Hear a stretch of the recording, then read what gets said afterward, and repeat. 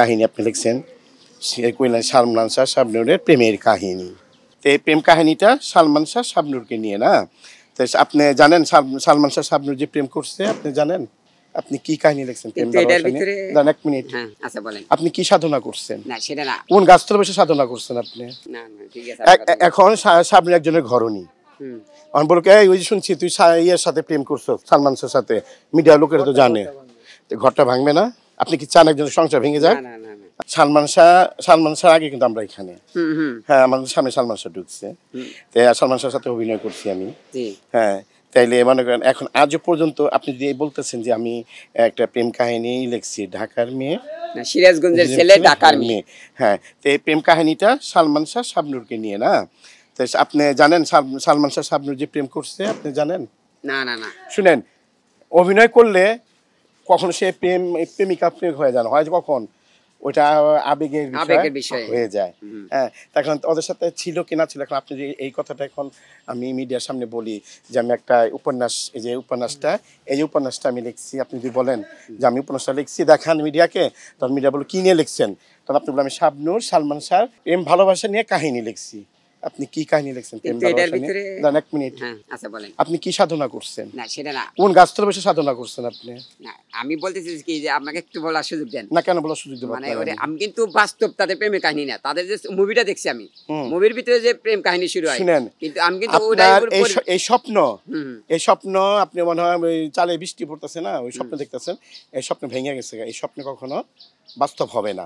আর চলচ্চিত্রটা কিন্তু স্বপ্নের জগৎ, এটা বাস্তবের জগৎ না। না না না, একটা হিরো 10 জনকে মেয়েরা ফাটা ফেলায় না, দেখা গেছে এখন একজন হিরো আমরা গেছি শুটিং স্পট, এখানে দুইজন দেখে আমরা কাঁপতে আরম্ভ করছি। জি জি জি, কি এটা, কি এটা বাস্তব না?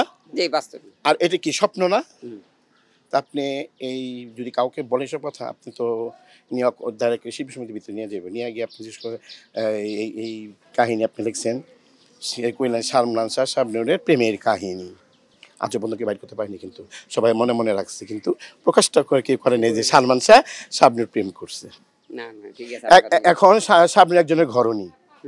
আমি বলবো ওই যে শুনছি তুই ইয়ের সাথে প্রেম করছো, সালমান শাহের সাথে, মিডিয়া লোকেরা তো জানে।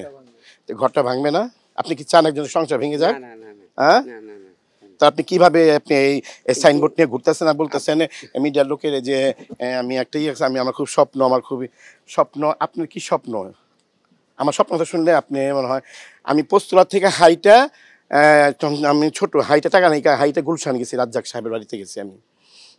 যা পায়ের মধ্যে দেখি এত বড় বড় ঠোলা পড়ে গেছে, গাড়ি ভাড়া নাই, আমি শুটিং করবো, অভিনয় করবো, গেটের সামনে আসলে মোচলা দারোয়ান লাঠি ভিক্ষা খেয়ে দেওয়া দেয়। বইয়ের ভিতরে যে আমি যে গল্পটা লিখছি, অ্যাকচুয়ালি আমি সেটা বলি ডিফারেন্টলি।